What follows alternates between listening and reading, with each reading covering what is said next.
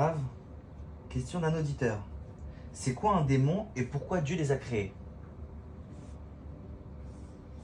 C'est quoi un démon et pourquoi Dieu les a créés? Les démons sont mi-hommes, mi-anges.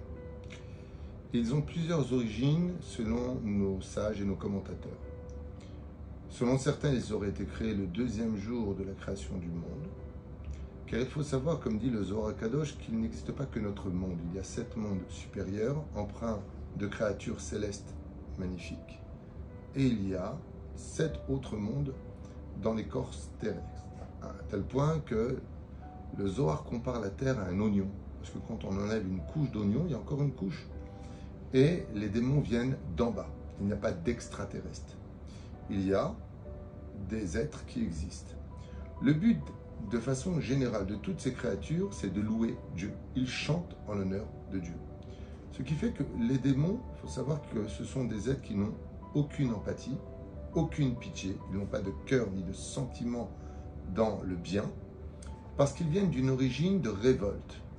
La mère des démons s'appelle Elielité, on ne peut pas prononcer son nom, si ce n'est que dans l'étude, et Elielité, selon la tradition kabbalistique, aurait été la première femme de Adam Arishon, et étant donné qu'elle a été répudiée devant Adam Arishon, elle est devenue, étant donné qu'elle devait être femme et reine du monde, à l'image de Ève, Em Kolcha est la mère de tous les vivants, eh bien, elle est devenue une reine spirituelle, donc un ange maléfique, parce qu'elle s'est révoltée contre le fait d'avoir été répudiée par Adam Arishon, pour lequel elle a été créée.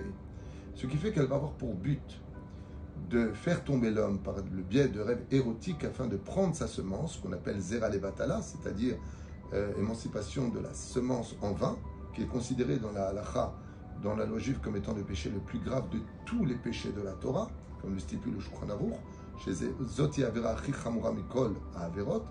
Et donc, elle se donne le droit de prendre cette semence pour tomber enceinte et mettre au monde des démons. Donc, venu de l'homme, venu d'elle, c'est mi-ange, mi-démon. Ce qui donne d'une certaine façon l'opportunité à ces êtres spectres qui vivent en parallèle des mondes dans lesquels nous vivons, de ne pas pénétrer notre univers, sauf si on leur ouvre la porte. Qu'est-ce qui ouvre la porte aux démons? Tout simplement la débauche sexuelle de façon absolument flagrante, les malédictions à la maison, les insultes, tout ce qui touche aux interdits de la Torah ouvre la porte, d'une certaine façon, à ces spectres très dangereux qu'il est strictement interdit d'inviter, comme de parler avec les morts. On ouvre une ouverture, le Ouija, qui est malheureusement une dimension qui ouvre la porte parce qu'on les invoque, on les invite à rentrer, on leur demande est-ce que vous êtes rentrés? Donc on leur permet de rentrer dans notre univers, et une fois que c'est fait, eh bien ça deviendra très difficile de s'en débarrasser, et encore pire, de les renvoyer dans leur monde. Mais il existe d'autres sortes de démons. Les Réchaïm, les mécréants de ce monde, ne sont même pas acceptés du ciel. Contrairement à la théologie de d'autres religions où Dieu est bon et qu'il reçoit tout le monde, c'est vrai, mais ce n'est pas tout à fait vrai à un deuxième degré. C'est-à-dire que les anges qui se battent en l'honneur de Dieu ne permettent pas à l'âme, quand elle quitte le corps, de pouvoir s'élever. Et donc ça devient des âmes qui errent. Et étant donné qu'elles ont été elles-mêmes démoniaques dans ce monde, manque d'empathie, humiliants, voleurs, arnaqueurs, qui n'ont pas eu de pitié de faire pleurer les autres, alors qui se ressemble s'assemble. Quand ils partent de ce monde, nos sages nous disent qu'ils sont dans l'emprise, dans l'univers des démons, et deviennent des esclaves des démons, tout comme ces gens d'ailleurs qui pratiquent la sorcellerie, la magie, ou toutes sortes de malédictions pour faire du mal à autrui. Ils ne savent pas avec quoi ils jouent, bien au contraire. Plus on reste dans la lumière de Hachem, plus on reste dans la lumière de la Torah, dans le bon, et les Sefer Hachem, comme je le dis souvent d'ailleurs, quand on me pose la question sur les démons c'est comme une mafia. Il y en a qui font appel à eux quand ils ont besoin d'eux, mais une fois que tu as fait appel à la mafia, elle t'a repéré et elle ne te lâche pas. De la même façon, quand quelqu'un fait appel à la sorcellerie, aux incantations comme le vaudou par exemple, ou d'autres pratiques, eh bien, ils invoquent ce qu'eux appellent les esprits de la forêt, comme on le voit en Amazon, qui ne sont pas du tout des esprits, ce sont vraiment des démons, et d'ailleurs qu'on peut reconnaître par rapport à leurs pieds de poule ou leurs pieds de veau. Ils ont une démarche très spéciale. Eh bien, malheureusement, ils ne savent pas beaucoup faire de bien. Ils attaquent et se procurent chez les humains des esclaves. Alors, on y croit, on n'y croit pas, c'est un sujet pour lui-même. Mais en tout cas, ce que je vous dis, c'est ce que nous livre entre autres le Talmud et d'autres livres qui parlent de ce sujet-là. Rabbi Shimon Bar Yochai utilisait aussi bien les anges que les démons. Mais quand on s'appellera Rabbi Shimon Bar Yochai, on pourra le faire.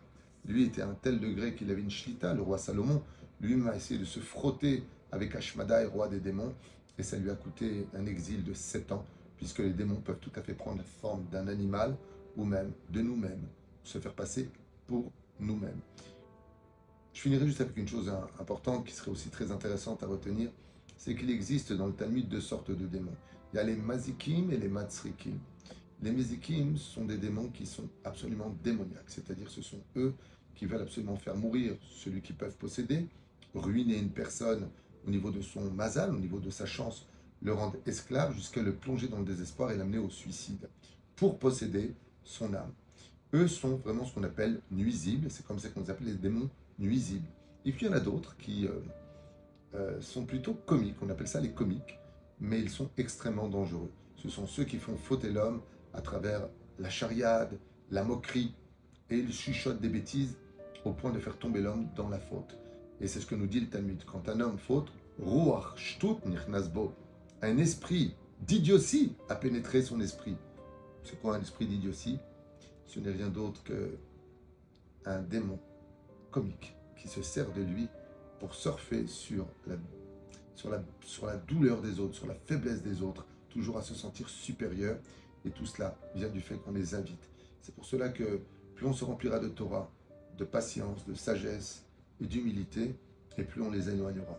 Plus on vivra dans l'obscurité de notre bêtise, dans la vulgarité de nos nerfs, et qu'on laissera grandir chez nous l'envie des honneurs de ce monde, de la jalousie, de tout m'appartient, et plus on deviendra un serviteur de ce côté-là. En fin de compte, chacun choisit un petit peu le camp dans lequel il veut vivre et appartenir aussi bien dans ce monde qu'après la vie. Et Dieu a créé ces deux pôles. Le Satan a une armée, on peut appeler ça les démons. Et Akadosh Baruch Hu a une armée qui le sert, qu'on appelle ça les anges. C'est comme ça en tout cas que le christianisme le voit dans le judaïsme. Les deux servent Hachem, Dieu nous dit juste, viens de ce côté-là. Merci beaucoup, Rav.